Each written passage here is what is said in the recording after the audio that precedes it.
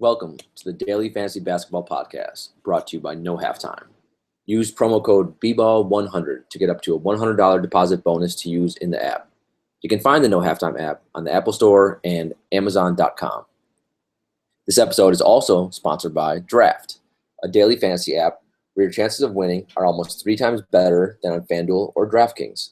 On Draft, it's draft day every day. You can do a simple snake draft for one day whenever you want. Drafts take just minutes to complete. Download Draft now. Be sure to enter the promo code DFBPOD, DFBPOD, when you download to get a 100% deposit bonus. And with that, we are off. Welcome to the show. This is the show for Wednesday, December 7th. A beautiful, glorious Wednesday. We're 10 fantastic games. We're coming off a Tuesday night where it was a disgusting, sickening, horrifying 6-game slate with all of the worst teams in action, with all messy rotations, with all messy value plays. You know, many lineups where I had over $1,000 left over. And the night was basically boiled down to, did you play John Wall or did you not? And did you play Ersan Ilyasova? If you played both those guys, you won. And if you didn't, you struggled. If you played only one of them, you still had a chance to cash. You couldn't take home big money unless you played both John Wall and Ersan Ilyasova. Now, John Wall had 70 FanDuel points. On paper, it was a good day to fade him because playing way down in pace against a muck it up Orlando team that's really been struggling this year and playing at just a horrific level of basketball and style of play and pace. So, I see the reasons why you'd want to play Wall, but I thought, I faded him. I faded him almost everywhere. I think I faded him in 90% of my lineups. So I obviously did not have a great night. But since it was a horrible slate, and on small slates that are really ugly like that, I always play about half my normal amount. So it wasn't too bad. But John, on paper, not the best matchup in the world. Granted, there weren't a lot of elite point guards that play on play either. And I wanted to make sure I got Dragic in my lineup. That was the guy running all my numbers. I thought he was going to basically match Wall's value. And Dragic did great. He ended up having, I think, over 40 FanDuel points. He played really well. But John Wall decided he was going to have his a career high of 52 actual points and 70 FanDuel points. I mean, if you were watching that game, it was, I think Orlando had over 120 points. Also, Elfrid Payton went nuts for 50 FanDuel points out of the freaking blue. I mean, that bum doesn't even start. He's been playing awful this year. It was a crazy game. There was no defense, whatever. It was a D-League scrimmage from a summer league game. It was really bizarre. But if you played John Wall, you did great. So congrats to you. And if you played John Wall and teamed up with Ersan Ilyasova, who put up a 50-burger, 50 FanDuel points for that busted up Philly team, congrats. I mean, Ersan's been playing pretty well. And I think this is one aspect where if you played fantasy and DFS for a while now, you've probably been burned by Ersan so many times where you were like, you know what, I don't want to touch him because he's probably going to kill me. If you're new to the scene, maybe you didn't have that history of him and he was easier to play. But he's been playing really well. His entire career, he's always been a fantasy point per minute monster. So as long as he's getting big minutes, which he is right now for Philly, even though it was on a back-to-back, he played big minutes and put up a monster line for them on Tuesday. So congrats to you guys who played Wall and Ersan. Also, Tobias Harris did really well. While we're talking about dream lovers, also mentioned Tobias Harris. He also played well. Quick shout out to the Chambers winners from Tuesday night. We had 2 Chambers. So the first one, that was the one with kind of all the big guns. And the top 3 scores there were just massive. Jeremier won back-to-back Chambers. He's now won 3 Chambers on the year. He's going to jump into the power rankings for sure when I update those on Friday. He put up a 366 FanDuel points, just a massive score. Mills Siv, Millsiv, took second with 362 points. And Erd Spider, which Daniel Erde, who's the number 1 player in the power rankings right now, put up a 356 score. All 3 of those guys obviously had the Wall and Ersan pairing. So congrats to them. We had 2 Chambers. I opened the second Chambers.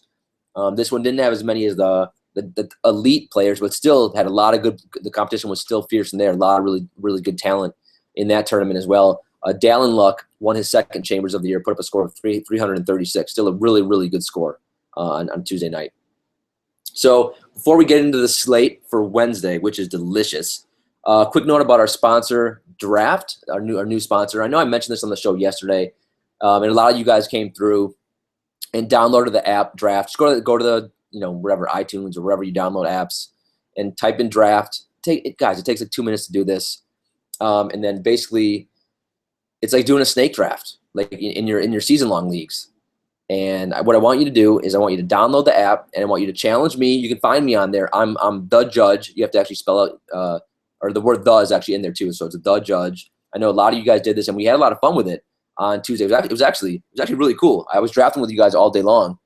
So I want us, hopefully, if you didn't do it yesterday, if you really could do this for me on Wednesday, I'd really appreciate it. It means a lot. Like I mentioned on the show yesterday, look, the better we do with the sponsor, first of all, I think it's a really good product. Like I really do. It's a lot of fun. But the better we do with them, probably the more shows we're going to be able to do this year. So if you like hearing me ramble, you like kind of these podcasts and me giving you the plays, and hopefully I'm helping you out, and hopefully making you laugh a little bit too. It's good to support the show, support the sponsor. Just download the app Draft, challenge the Judge, and if you want, you can even do it for free. We don't have to play for money. I mean, I think out of the ones that I did with you guys on Tuesday, I think half were for free, and then half were for a little bit of money. It was like $1 tournaments, or $1 head-to-head matchups. It's just really fun. You'll see the draft itself takes like a minute or two. It's really cool. So please do that for me. I'd really appreciate it. All right, enough of me begging and whining. But don't make me come hunt you down. The Judge will find you. Especially if you're playing Chambers, you need to download the app and challenge the Judge. Don't make me send the bailiff to come bite your leg. The bailiff, by the way, is my dog, Ed Harris. Hopefully you guys have seen him on Twitter. I post a picture every day when the lineups lock. All right. 10 games to cover, a lot to do. Let's get down to business.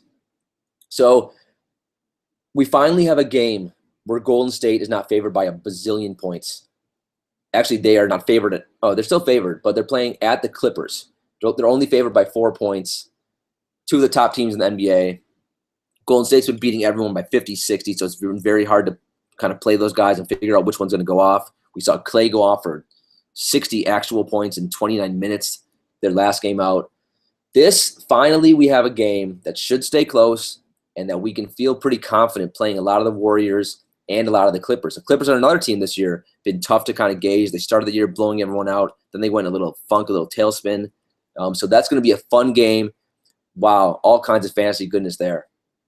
But there's a lot of that game is obviously going to not only draw the attention of people who want to watch basketball, but also for fantasy. People are going to stack that game and go crazy with that game. There's a lot of other players on a 10-game slate. There's a lot of other value out there, a lot of other stuff to attack. So don't become too infatuated with that game.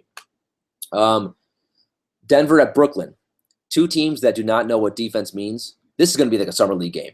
This is going to be fantastic for fantasy. Well, everyone else is going to be on Golden State. The Clippers, man, I'm going to grab so many guys from this Denver-Brooklyn game. 221 over-under. Lakers at Houston, 220 over-under. Houston is favored by 12.5. That's the only game of the night that appears that Vegas thinks is going to be a blowout. Indiana-Phoenix, 218.5 over-under.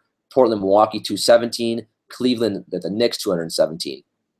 So you have, what is that? That's 6 games that are over 215 over-unders that we can attack and feel excellent about. The other 4 games aren't nearly as juicy. You got a couple clinkers or clunkers or dustbusters, whatever you want to call them. Sacramento at Dallas, man, that's disgusting. Boston at Orlando. So Orlando, we saw Orlando put up 100 or 120 points on Tuesday, but against Boston, that's a really low over-under 197. The Kings Dallas was 194, and then Miami at Atlanta. Everyone in the world is banged up for Miami, so that game is 199 over-under. And Atlanta is just an absolute, just a mess pool of mush right now. It's very hard to trust those guys. So on a 10-game slate, for the most part, maybe a little bit if you want, especially if you're playing a lot of lineups, you can have some guys in those games, but we don't need to touch a ton of those guys. And then that's a good example of the difference between slates, right? On a Tuesday, we had to play those Miami bums. We had to play a Magruder, a Wayne Ellington. We had to play the guys from Philly like Stauskas or the Memphis guys like Tony Allen The Troy, all the 14 different Daniels that are in play, Troy and all of them. So on Wednesday though, with 10 games, we don't. You still can, but you really don't have to. So I mentioned this a couple of shows ago. One thing that I like to do, and I'll share with you again, I like to play teams that are playing up in pace. One reason why I actually had made the decision to fade John Wall, they were playing way down in pace versus Orlando. So it's not always going to work. Granted. It's DFS. Crazy stuff happens. That's why we love it, and that's why we break remotes. And someone on Twitter asked me if I really do break remotes. I used to. But now what I did, I bought like a cover, then I put my remotes in. It's almost like it's weird. I need to take a photo and show it to you guys on Twitter. It's some type of plastic cover, so when I throw it, a lot of times like the cover protects it so it doesn't break. But yeah, in the past, I think it was my first year playing DFS, and I was in the hunt to win the Slam, and I had Monte Ellis, and I was in 4th place, and I was 1 or 2 points behind, and he missed a free throw. And I broke it. I threw my remote. I smashed. And I threw it. Not only did I throw my remote, I threw it at my TV. And at the time, I cracked my TV and my remote. And after then, I had to go to therapy. Now that was actually awesome. That's one of my fondest memories of DFS, quite honestly. And one reason why I still hate Monte Ellis to this day. All right. So like I was saying, I like to attack pace, teams that are playing up in pace. So I will be attacking some Indiana guys. They're playing Phoenix. I attack everyone against Phoenix because they're the tops in the league in pace right now. So Indiana, which got blown out by Golden State 2 nights ago, has a really juicy matchup here. A lot of people are not going to play Indiana guys because Paul George is back now. No one knows what to do. There's some intriguing tournament plays for Indiana right now. I don't think in cash, I might not play any of those guys, but in tournaments, especially Paul George, a really juicy matchup. And Phoenix struggles to defend the small forward position. Denver, I mentioned that Denver-Brooklyn game. I mentioned every show. Brooklyn is just a walking disaster at every position. They're first or second or third. They could give up the first, second, or third most fantasy points almost every position in the league. So you can attack them everywhere. So that I'm going to be using so many. I love the Denver guys for Wednesday. The Clippers, obviously Golden State is top 5 in the league in pace. So the Clippers, who are usually can be a tough team to play, really, besides, CP3 and Blake, but even those guys, they're fine probably for cash, but most nights it's tough to play them in tournaments. They are going to be elite tournament plays on Wednesday. And Miami actually is playing up in pace against Atlanta, but whatever. It doesn't really help me. That doesn't really concern me too much.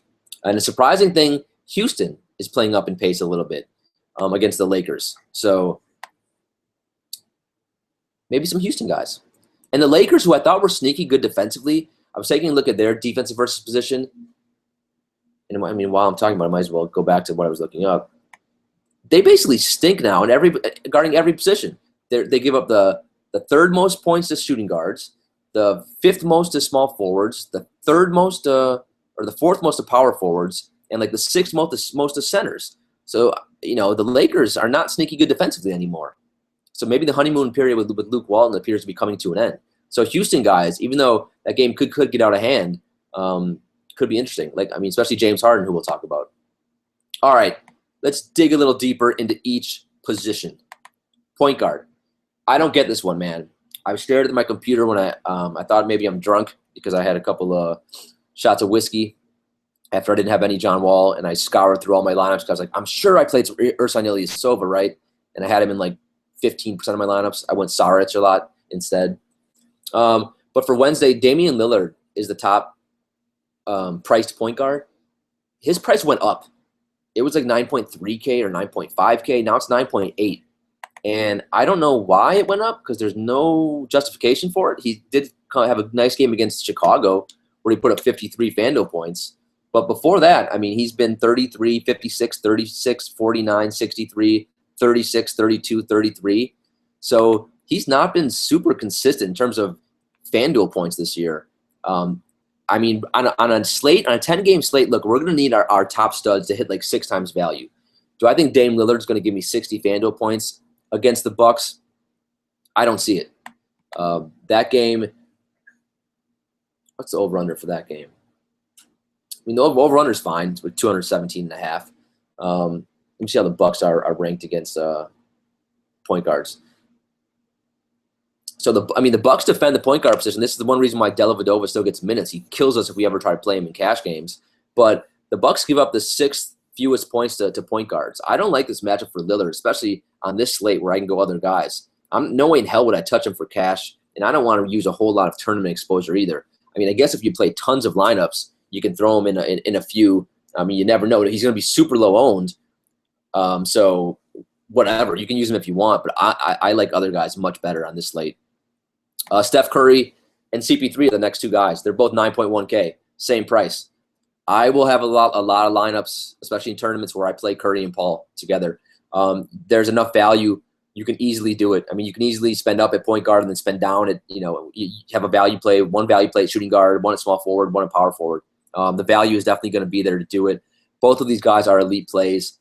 If, right now, my initial thinking is Chris Paul, he would be the safer of the 2. So I like him more for cash games, and then Curry would be the guy that I'd probably go to a little bit more for tournaments. But quite honestly, both of these guys are elite plays for tournaments. And if there's one day that Curry could be cash game viable, it probably would be on Wednesday. Because if this game stays close, he's going to log 35 minutes or so. Now, I mean, the one issue with Curry still is, I mean, look, they have 4 guys there. We all know it, right? They have Curry, they have Clay, they have Durant, they have Draymond. So the usage is not what it was, last year. It's still the highest. It's the highest out of those 4 Golden State guys, but it's still tough to know which day, who's going to go off for Golden State. Whereas for the Clippers, it's got to be CP3. It's got to be Blake. So CP3 for cash games. Right now, I don't think I'm going to use Curry in cash games, but you probably can do it. But for tournaments, hell yeah. Both those guys, though, should be relatively high owned. Next up, Kemba Walker. He's 8.2K. Not a good matchup on the surface versus Detroit in a slow-paced game. The one position for Detroit that you can attack is point guard. Granted, that was when Ish Smith was starting. Now that Reggie Jackson is back and jacking up shots and ruining KCP's value, which really pissed me off on Wednesday, or on Tuesday, I should say. But Kemba's still a fine play. He's safe.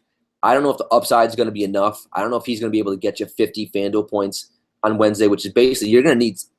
When you're paying up on Wednesday, you really need 6.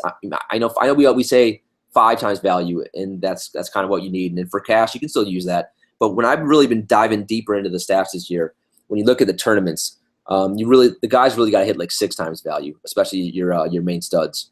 So Kemba's fine. I just don't know if he can give me that 50 FanDuel point night in a slow paced game against the Pistons. Bledsoe. I should check the news on Isaiah Thomas. He's a game time decision with a groin injury, so I'm not going to mention him. Eric Bledsoe, 8.1K. I mean, I don't know if you played him on Tuesday versus Utah. I didn't touch him. He put up a dud, 23 FanDuel points. Phoenix actually they were getting blown out, and they actually made a mad run to get back in the game. But I'm pretty sure they did it with Bledsoe on the bench. I wasn't watching the second half of that game, so I thought it was over. So I went to wash up and get ready for the show. So I need to rewatch the second half to see what happened with minutes. But he only got 25 minutes. I think it was just the bench made a comeback, and I'm pretty sure the coach just stuck with guys like Brandon Knight who played pretty well. So Bledsoe coming off a horrible game on a back-to-back versus Indiana. Not an ideal matchup here. Phoenix playing way down in pace. Not way down, but they're playing a little bit down in pace. But he'll be crazy low owned. Tournaments only. You could throw him in a couple lineups. I don't love that play, though. Kyrie Irving, 7.3K at the Knicks. Knicks are going to be on a second half of back-to-back. Kyrie's price went down, I think, about $100. Look, we all know what Kyrie is at this point, right? I mean, he's going to give you 30 to 40 FanDuel points every night. He's super safe. If you don't want to have to worry about cash games, just throw him in a cash game lineup and move on for one of your spots. It's fine. I just worry about the upside. Can he get me 45, 50? I think he can.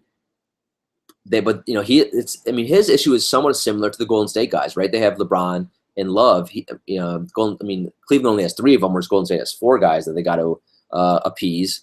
But Kyrie just doesn't. I mean, LeBron handles the ball so much, and Kyrie's just not getting enough peripheral stats, and he's so scoring dependent. So I say it every show, but it lowers that ceiling. so it makes them a little bit tougher to play. I'm trying to think real quickly. The Knicks. The Knicks are sneaky good defending point guard. I don't know how this is possible, but it says they're 10th in the league. They give up the 10th fewest points to opposing point guards. That's surprising. I mean, I think that has to do with pace more than anything, because I don't mind attacking Derrick Rose. Next up, Reggie Jackson. He's still 7K, and he's still only playing 24 minutes. So, hell no. Even though his usage rate already in the 2 games he's been back has been 34.4%. It's the highest out of any point guard on the slate, except for Isaiah Thomas, who's like 35%, who might not even play. But look, once Reggie Jackson starts getting minutes, he will absolutely be in play, but I don't even know. Actually, he might be rested on the second half of a back-to-back. So check the news there. If he's out, Ish Smith becomes playable. I don't know if he'll be an elite play against Charlotte, but Reggie Jackson 7K, no way. I'm not even sure he's going to play it, because I think Stan Van said he's unsure if he wants to play Reggie in a back-to-back. Jeff Teague 7K. I'm going to use him a little bit in tournaments. I really like this Indiana Phoenix game.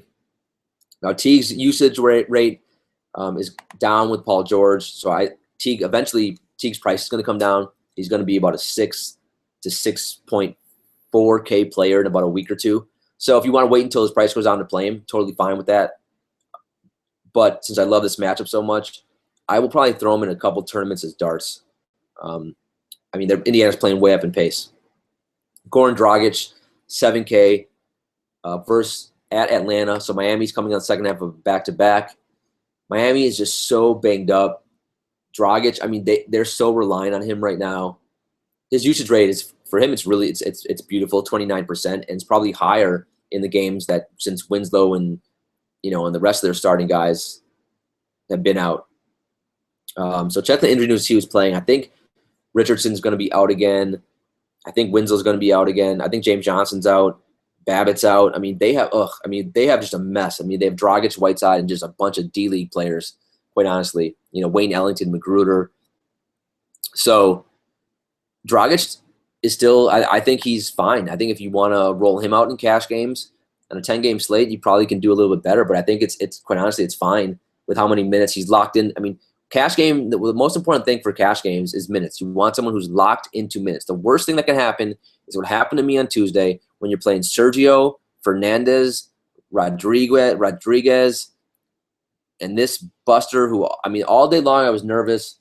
Is Coach Brown going to limit his minutes and play TJ frickin' McConnell extra minutes because Rodriguez is old and slow and non-athletic? And so it worried me. And sure enough, Sergio's minutes, were down. I don't remember what he ended up with, but I know he played like 10 or 11 in the first half. And he was not productive. He gave me 10 FanDuel points.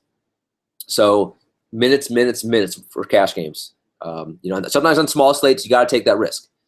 So, I was fine with it on Tuesday. But for Wednesday, hell no. I need someone who's locked into heavy minutes. Right now, if you look at Dragic's game logs, 40, 35, 37, 34, 38. So that's what you want for cash games. And the production's been there too. He's given you 43, 40, 39, 32, 56. So that's beautiful production. Atlanta is a team that you can attack at the point guard position. They are, where is it?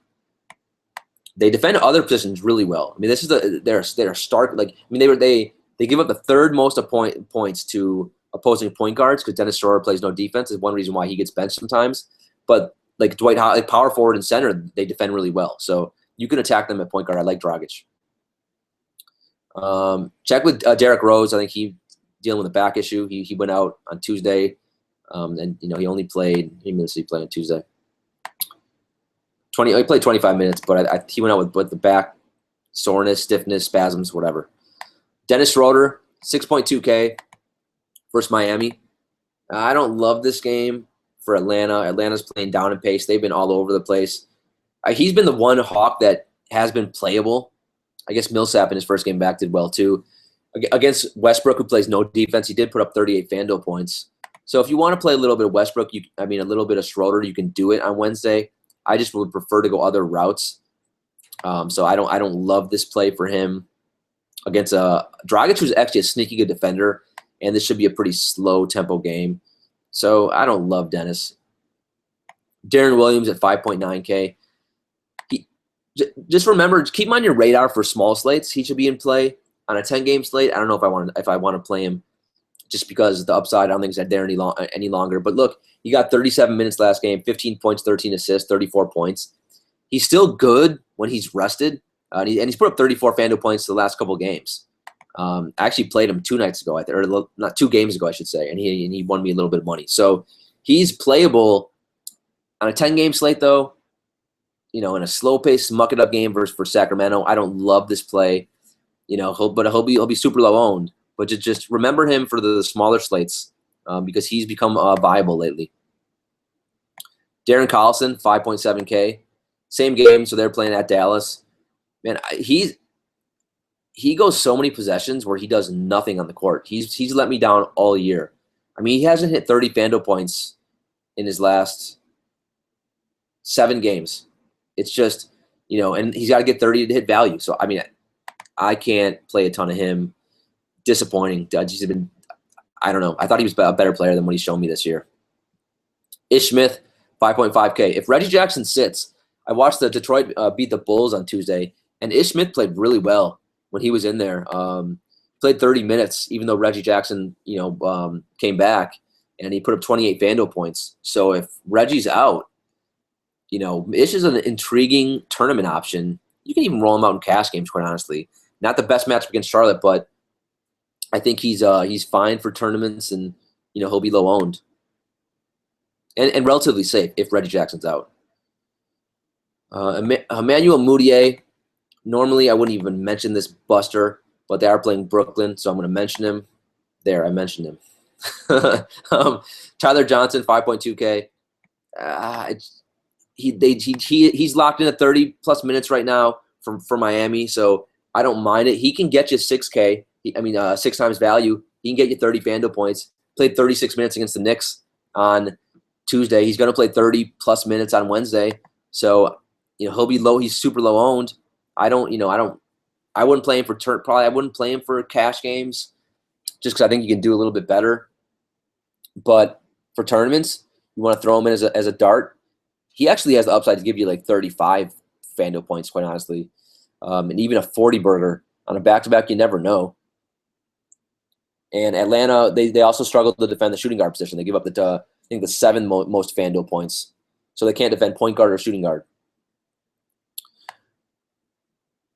Jordan Clarkson is 5.1K. I do want some Lakers action. I got to figure out which ones I want to play. I like this Lakers-Houston game.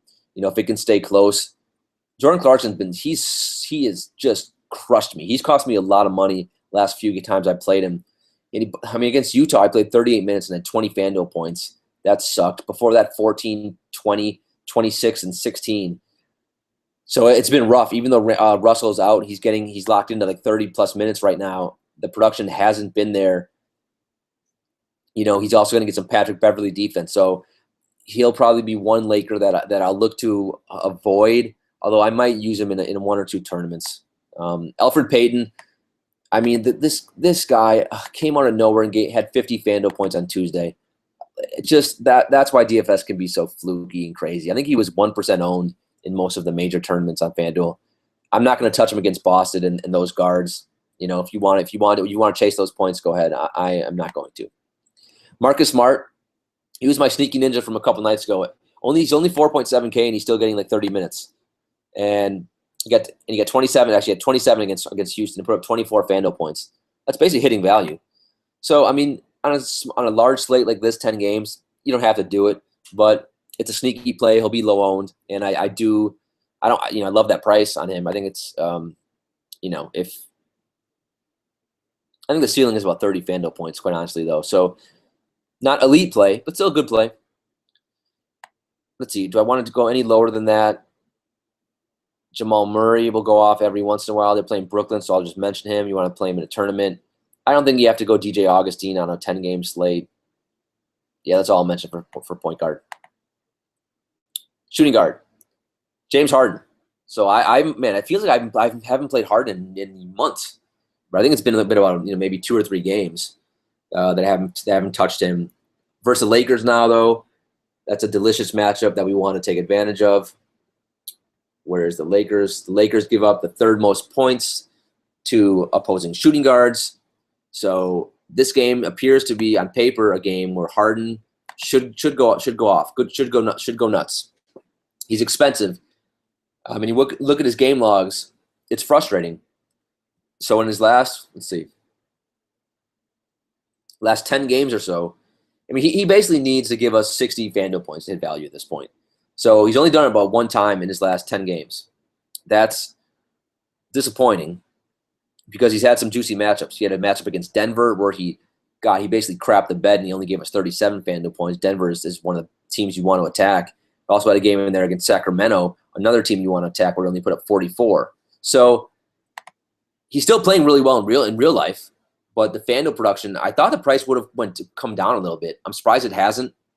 So 11.7K, maybe it's going to scare other people off, but he still has the upside to give you 70, 80 FanDuel points. I do love the matchup. He's safe for cash and he's safe for tournaments on Wednesday. Giannis, 10.2K. I don't know why Giannis is listed as a shooting guard on FanDuel. I mean, I don't know if that's just gonna what makes him a shooting guard on FanDuel. I don't know, but that's fine. He's been great the whole year. I'm not sure who on Portland's going to try to defend him. Now that Aminu is back, I guess Aminu will try to guard him, who's a decent defender. But I love Giannis. And if you don't want to spend up for 11.7K for Harden, and you want to roll Giannis in cash, fine. And he's always an elite tournament play too. So I don't mind Giannis on Wednesday either.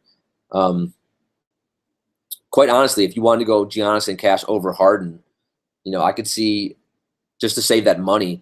I think it's okay to do. CJ McCollum, 7.4K. I don't know. I can't get too excited about a one-trick pony on a 10-game slate. Like, he's fine. Again, is he going to give me? Let's see. I need him to give me at least 40 FanDuel points to feel good about it. He's done that twice in the last 10 games. So I don't love this play.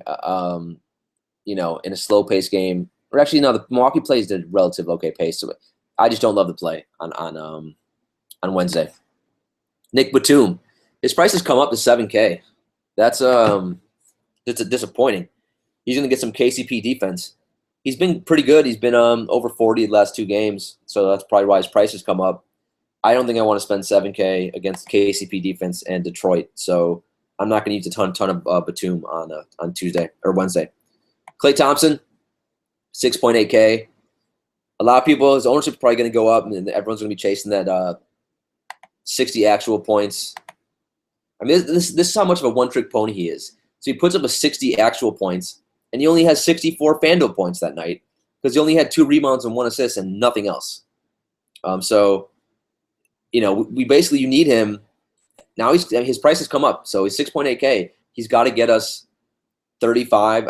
Really on a slate like this, he's got to get me 40 FanDuel points to feel good about it. He's only done that. He's done that his last 2 games, but before that, the last, wow. 1, 2, 3, 4, 5, 6, 7, 8, 9, 10. Still counting. Wow. All right. So Klay Thompson has hit 40 the last 2 games, and then, if my math was correct, the 19 games before that, every other game this year, he did not hit 40 FanDuel points. Now, he's still been relatively consistent. He's been in that 30 to 35 FanDuel point range a lot of nights. So he's been pretty good. But is he gonna do enough? I'm not sure. But great matchup. Obviously, you want to stack this. At least have one or two lineups that stack the Golden State Clippers game. You certainly can attack the Clippers. The Clippers are great at defense in almost every position. I'm trying to pull up their defensive versus position right now. Where are they? I can't find it. Anyway, you can attack J.J. Redick. So I think Klay Thompson has a pretty good matchup here. And I'm going to be using him. I just got to figure out how much I want to use. He's always the one guy for the Golden State that I seem to leave out. And I think it's been the right play so far this year because he is so scoring dependent. But if his shot's on, look, we saw what he's capable of last game. But is he going to give us 60 FanDuel points again? No. But he's a good play. The question is he better than Durant? Is he better than Curry? Is he better than even Draymond Green? he still might be the 4th best Golden State guy to play on Wednesday, if you just take a step back and think about it. Avery Bradley, 6.6K. No thanks. That price, come on, FanDuel. Let's lower that price. Let's get that down to 6K, where it should be. Lou Williams. Wow, Lou Williams is 6.1K now. Oh God. Yeah, I mean he's coming off 2 monster games, 55 and 46 FanDuel points. I was digging deeper at his stats before the show. His usage rate is out of all the bench guys, it's the highest. Not surprisingly, it's the highest out of everyone on Wednesday. It's a 31% true usage rate. Brandon Knight was actually pretty high, 27%. I thought was interesting. But so he's been getting over 30 minutes a game because Russell's out and he's been on fire and he's been terrific.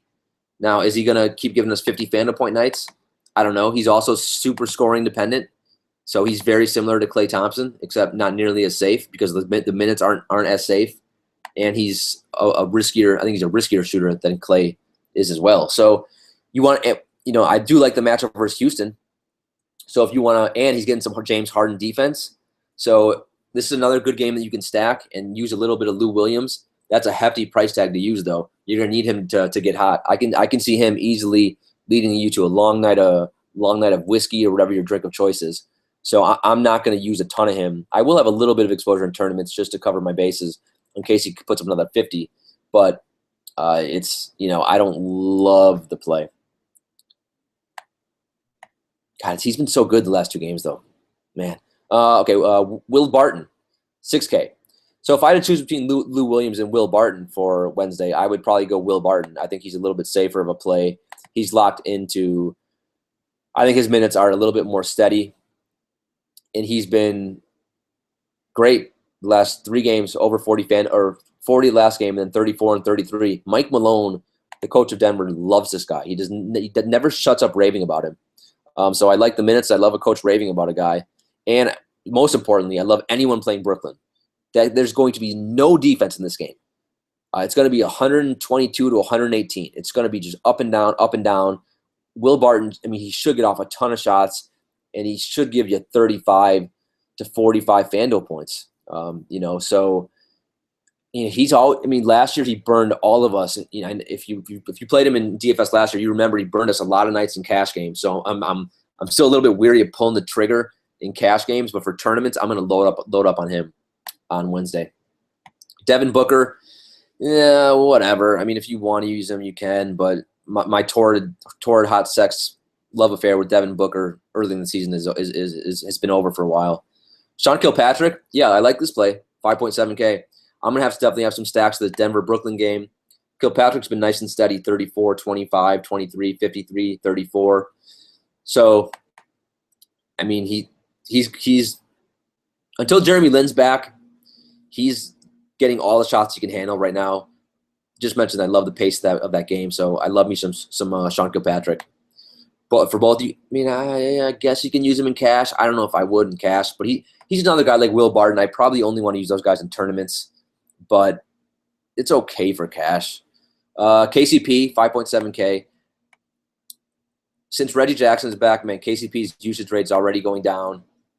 The last 2 games since Reggie's been back, only 20 and 25 FanDuel points. So I don't love the KCP play on Wednesday in a slowdown game against Charlotte. I won't have a ton of exposure there. Evan Fournier, I like to avoid Avery Bradley in that Boston defense. He's 5.6K, maybe in a tournament or 2, but yeah, it's hard to love that play on Wednesday. Eric Gordon is 5.2K. I always play a couple lineups of him in tournaments just because I know he can give me a 40 burger. Like he did that against Portland for me. I think it was last week. He's been steady otherwise. He's still getting he basically gets 30 minutes a night. 24, 27, 31, and 26, and then 39 FanDuel points the last 5 games. He's always overlooked. No one plays him except me. And he typically ends up usually doing pretty well for me. A 10-game slate, you don't have to do it, but I think it's fine, especially if you want to load up on this, and attack the Lakers guards, because again, you can attack the Lakers at every position. They give up the 3rd most FanDuel points to opposing shooting guards. So Eric Gordon, no one's going to be on him. If you want a relatively cheap guy to play and feel pretty confident about it, I mean, he's cheap, relatively safe, and he has monster upside. So to me, that's a sign that you need a little bit of exposure. Wesley Matthews, 5.1K. If there's one guy from Dallas I'll play, it's going to be him. He just gets the ball. He chucks up so many shots. It's hard watching Dallas play because he plays so hard. It's just he doesn't have the same athleticism he had because of the Achilles injury. He's locked into tons of minutes. He's safe, though, for cash games, honestly. And if you want to roam out for tournaments, you can. I won't use him too much in tournaments. Monte Ellis is 4.7K. I just want to put that out there. That's all I have to say about him. Other than that, JJ Redick is 4.4K. I'll use a little bit of him. I need to figure out if I really want to go that route in cash games. He's normally a nice cash game play. I think he will be again actually on Wednesday. I think he gets 25 FanDuel points pretty safely playing some 32 minutes. He's been a little up and down this year. I know a lot of other people have not liked him, but yeah, I guess he's still. Yeah, I just love that Golden State Clippers game so much. So on a 10-game slate, you probably I guess for cash, I guess you can do safe for looking at his game logs, but I still don't forget about JJ. Wayne Ellington, I don't. Again, you don't have to do it on a 10-game slate. Brandon Knight is 4.2K. I like this Indiana Phoenix game. I'll have a little bit of him in tournaments only, not cash. I mean, against Utah, he put up 30 FanDuel points on Tuesday. I think he was part of the unit that led them back. I love the usage rate when he gets time, and I actually don't mind that he's not starting. I actually prefer him not starting because when he starts, I mean, Bledsoe takes all the shots. It's Bledsoe, Booker. They just gun the ball. So Brandon Knight's a sneaky play. Also, I'll mention Jeremy Lamb at 4K. He's getting some extra minutes, and he'll be under-owned. You really need to save. Not a bad tournament guy. Small forward. Man, lots of guys today. 10 games. Kevin Durant, 10.2K. So on was it Monday? I thought LeBron was the better cash game play over Durant. On Wednesday, it's going to be Durant. Lock and load in my cash games, 10.2K. Even the Clippers, Mbah Moute has actually been defending really well for the Clippers at small forward. They give up. Where was it? Where was that? God, I have too many tabs open. It's so annoying. So the Clippers give up the fourth fewest FanDuel points to opposing small forwards, and I don't care one bit because I think Durant's matchup proof. I love the over/under. I love the pace. I love the actual Durant could actually get some minutes. Even though he does get,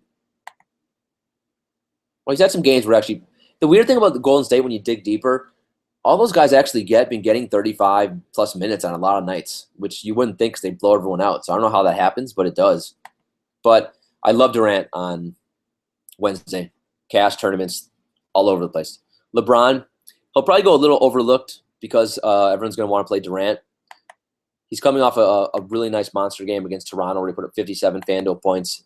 His price is still, I think, very fair for him, 9.6K. It's up $400. But against the Knicks, I mean, Carmelo's going to be defending him. That's just a juicy matchup. The Knicks are on a back-to-back.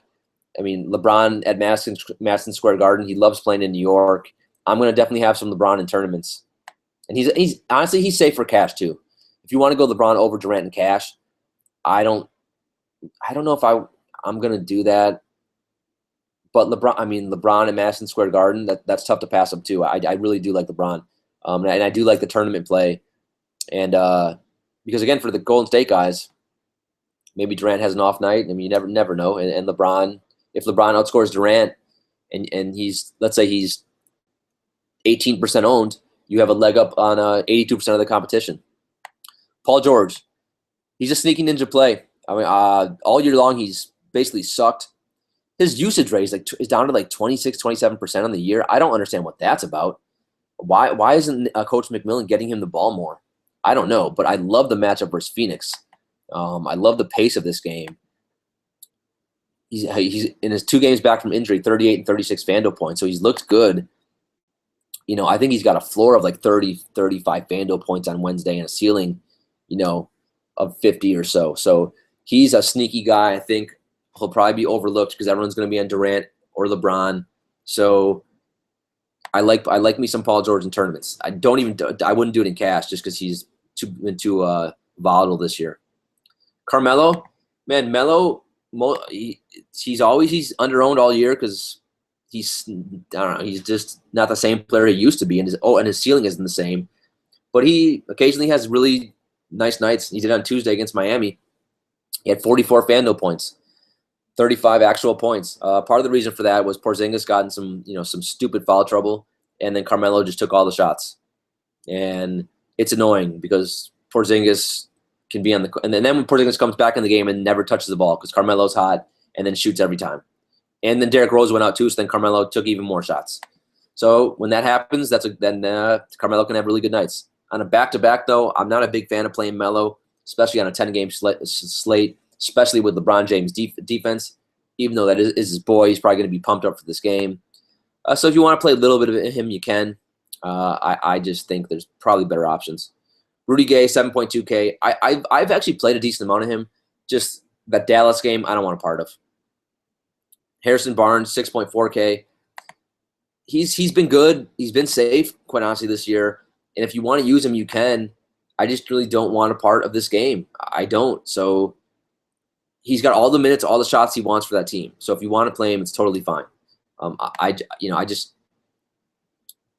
might have a little bit of him and a little bit of Wes Matthews. But, yeah, I don't know. It's just hard to get excited about that. I think part of that is also because if you watch Dallas play as much as I have, it just sucks. It just sucks the life out of you. They're so bad. Wilson Chandler, 6.2K, and then you have Gallinari at 6K.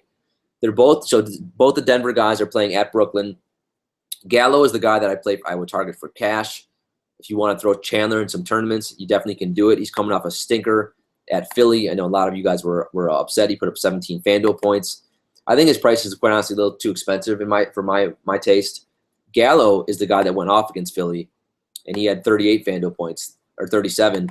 This actually was a night where I played a lot of Gallo, and I was actually right. Sad thing was the rest of my picks. Whenever in any lineup I had Gallo, I had bad picks. I can't remember who else killed me that night, but his lineups didn't make me a ton of money. But he's starting to play better, and he does have 50 FanDuel point upside when he plays well. So against Brooklyn, man, I'm going to play a ton of Gallo and a decent amount of Chandler. I just got to figure out in what formats I want to do it. I'm not sure if I want to use these guys. Chandler I'm not using in cash. Gallo I might use in cash. I'm not sure if I want to do that yet or not. Probably not. But tournaments, hell yeah. Trevor Ariza. Only thing I want to say about Trevor Ariza, look, once every 10 games, he's going to have a 40 FanDuel or a 30, 35 FanDuel point night because he gets 6, 7, 8 wide open threes every game. And if he makes them, he's going to have a good night. But most of the time, he's asleep in the corner and he's going to not do anything for your team.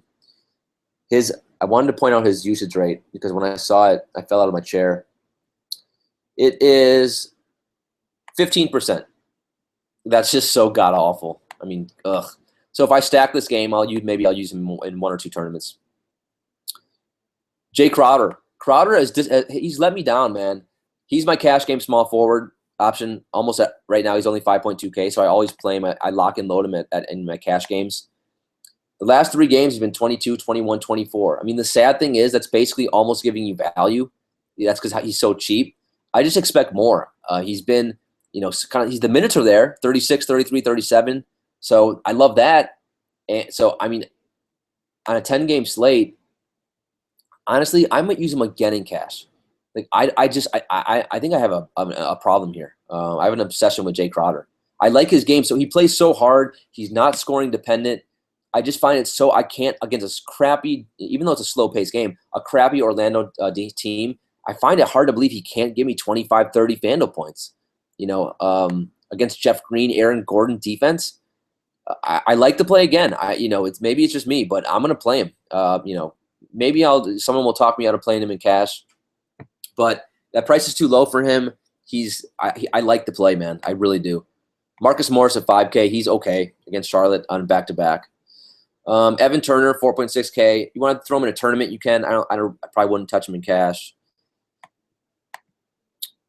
Bogdanovich, you want to mention him? Fine. I mentioned him.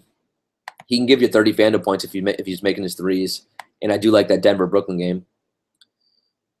Our boy Hollis Jefferson, do I mention him? He's starting to slowly get minutes, 23 and 24 last 2 games, 18 and 27. If you hear that Hollis Jefferson's starting, that makes him a tricky, sneaky ninja tournament play for me. I think he put up a 50 FanDuel point night one year, and one of my boy Fluck on Twitter, if you follow, Fluck always changes his Twitter name, so I don't even know. It used to be Fluckin' Birds.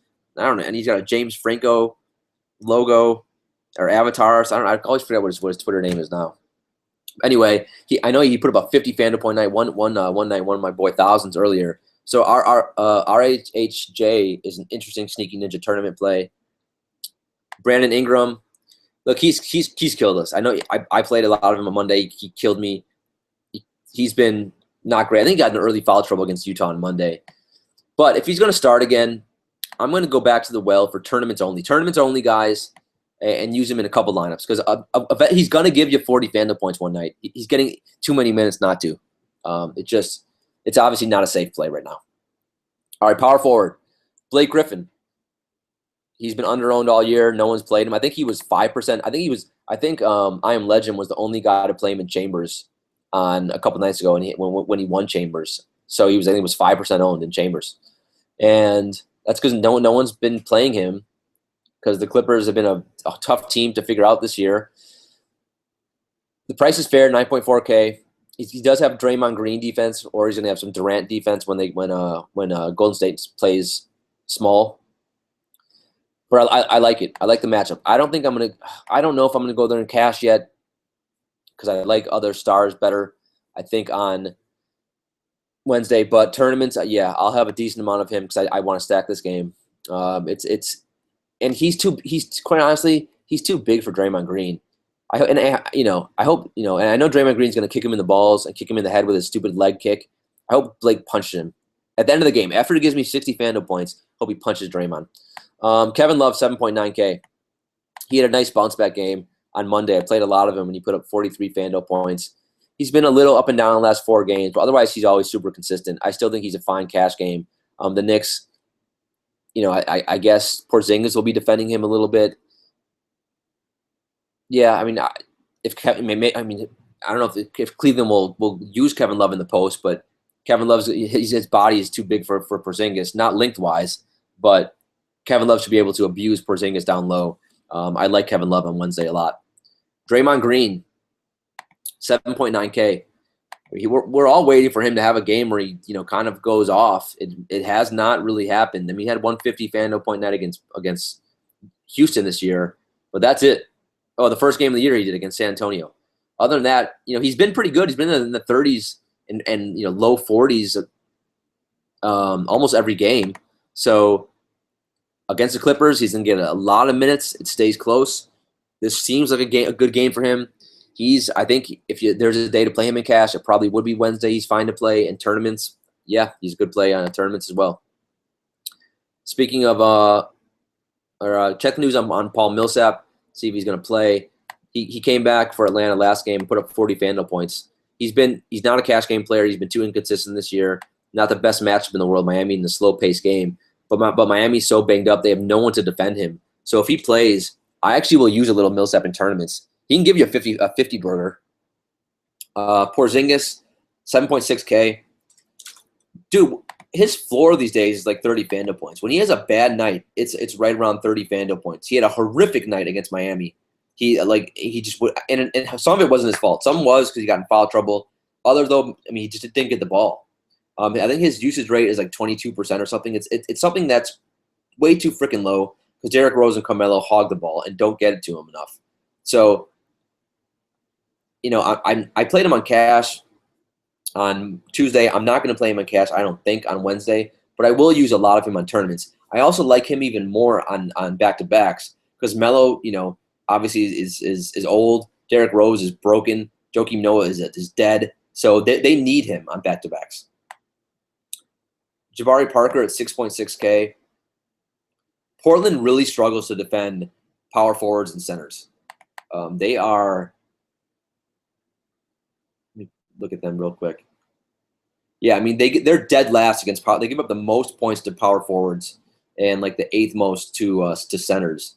So Parker's coming off 2 nice games, 39 and 32 FanDuel points, and he had 39 against San Antonio. He's tough to play in cash because he's had some real stinkers this year. But this is a real juicy matchup. On a 10-game slate, he's probably going to be overlooked. No one likes to play Jabari Parker because it's in Milwaukee. No, I mean, a lot of people don't watch Milwaukee games. I guess maybe you do about Giannis. But I like it, man. I will find a way to have Parker in lineups. I don't think I can do it in cash. But for tournaments, he should be able to destroy that Portland, the Portland big guys. So I like to play in tournaments. Ibaka, 6.5K. I mean, he's been good. What did he do on Tuesday? Only 25 FanDuel points. I don't love the Ibaka play. You can do it if you want. Julius Randle, 6.1K. Yep, I'm gonna use some Julius Randle. Tournaments only. He's not a cash game player, but I like to stack this Lakers-Houston game. And at Utah, he put up 30 FanDuel points. He does have the upside. So tournament only play. I like the pace of this game. It's a little risky, but I like it. Trevor Booker, I like him better than Randall. Booker's a fantastic play against Denver. I know a lot of people haven't. It's hard to trust Booker because he, doesn't on the surface doesn't seem like he's that great of a player. Doesn't do one thing particularly well, but he fills up the stat sheet. 34, 23, 42, 26, 32, 42. So he's been consistently giving you really nice production. He's capable, giving you 40 FanDuel points, which is 7-8 times value. So Trevor Booker in a really nice matchup. That Denver-Brooklyn game, that's a game to target. While everyone else goes to Golden State, Clippers, we'll go to Denver-Brooklyn and make money. Tobias Harris, 5.6K. Yeah, it's still too cheap for him. I just don't like this pace of this game on a back-to-back. He was really good on Tuesday. I think he got close to 40 FanDuel points. So he's fine. He's a really safe cash game play. Kenneth Faried, wow. You can play him in tournaments. Don't do it in cash. Just look, last game, wow. I think I had him in one lineup, 13 minutes, 5 FanDuel points. That's Mike Malone. It's just you never know what you're going to get with any of the Denver bigs. Thaddeus Young at 5.1K. I'm going to use one lineup of him in tournaments. I know he's been god-awful, but he's so cheap, and I love the pace of that game. Tournaments only for him, though. Ryan Anderson, another tournament-only guy you can use. John Lure's whatever. Cash game play, maybe. Frank Kaminsky. Just, I'm speechless with him. I went back to the well last game, and he burned me again with 9 FanDuel points. So I think, on a 10-game slate, I might do one lineup of him just to make myself feel better in case he goes nuts. But man, in real life, I hate him so much right now. Aminu's back. He's 4.4K. So see if he's starting. I don't think he started the first game back. He only got 17 minutes. If he gets a full allotment of minutes against Milwaukee, he's a sneaky play. Other than that, I'm not going digging any deeper than that. Center. All right, let me take a sip of water. DeMarcus Cousins, 11.1K. He's been so good for me. He's been terrific lately. The problem here is the game. The Dallas game is the worst over-under of the night. And I think Bogut's out, which actually maybe will put Cousins back in play for me in tournaments. Bogut's a Dallas defends center position actually pretty well. Part of that is pace. Another reason is because Bogut's a pretty good defender. But since Bogut's out, I'm going to find a way to get Cousins a little bit in tournaments. But I can't pay up for that in cash. In a game that's that disgusting. So, man, he's been 62, 51, 67, 62, 50, 53. So, the last 6 games he's been over 50. So he's been great. I just think there's enough value guys at center or other guys who are a little bit cheaper who are probably easier to fit in your lineups. But he's always. You can never go wrong playing Cousins. Whiteside's 8.9K. Atlanta defends the center position. I think I mentioned earlier in the show shockingly well. they are give up the second fewest points to centers. I mean, Dwight Howard, at least he's doing something, it appears, in Atlanta. So, I mean, I don't love this matchup on a back-to-back for Whiteside. It's okay. He's a tournament-only play for me, though, on Wednesday. Drummond, 7.8K. I play him every night, and every night he struggles. Something goes wrong. It's either minutes, fouls. He's just not that good. Stan Van gets mad at him. So he's okay. The price is very fair, and he's probably going to give you 35 FanDuel points. And is that probably enough to help you win a GPP? Probably not.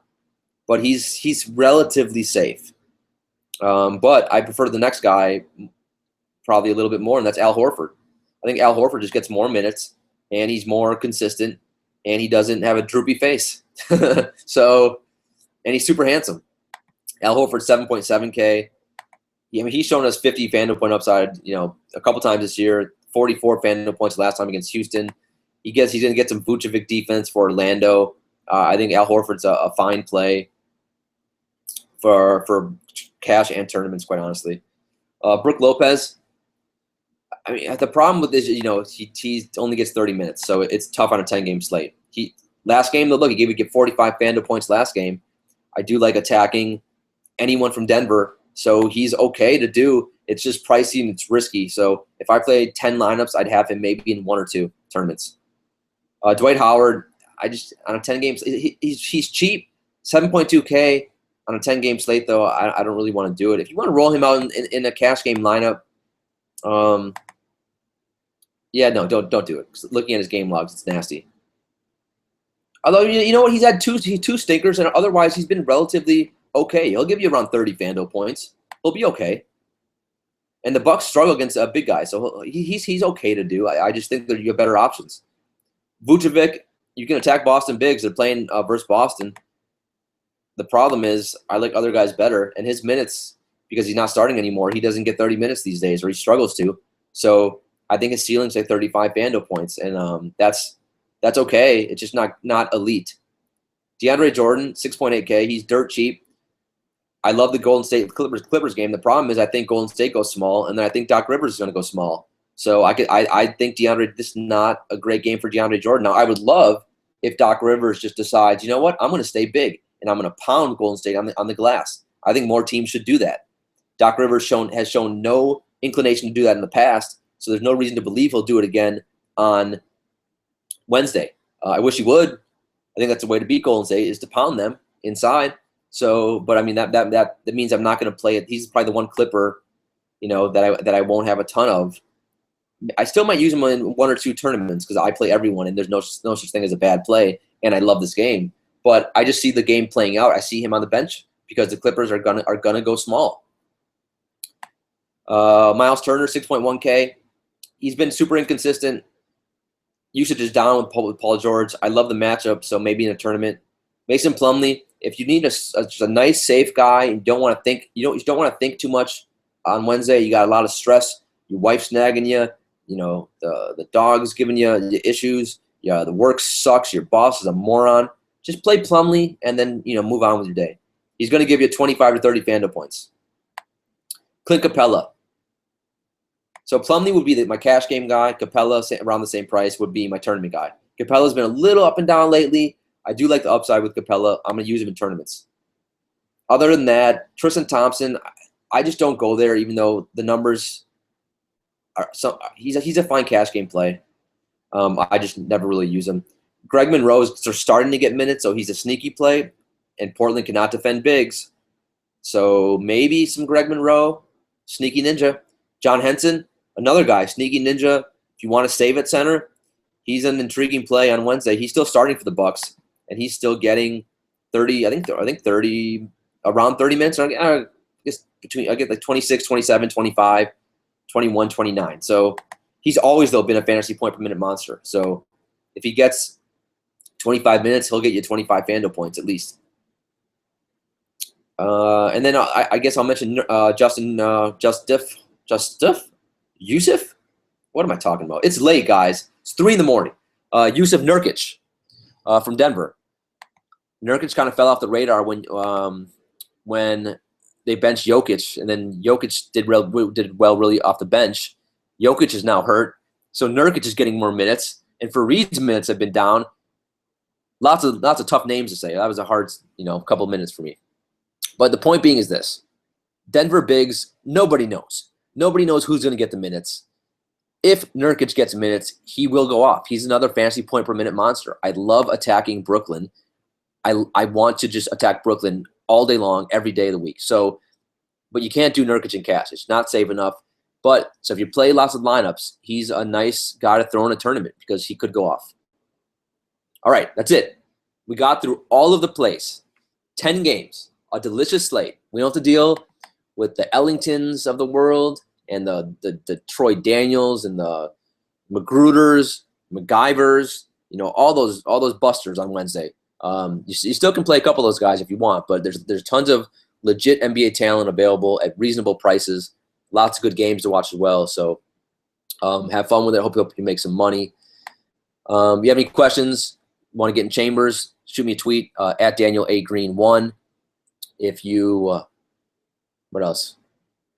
Oh, other than that, make sure, I'm serious about this. Download the app Draft and challenge me tomorrow. I expect all you guys to do that. Really, though, it would mean a lot to me. And other than that, I'm tired, man. I need to go to bed. So I'll see you guys for tomorrow's show. Court is now adjourned.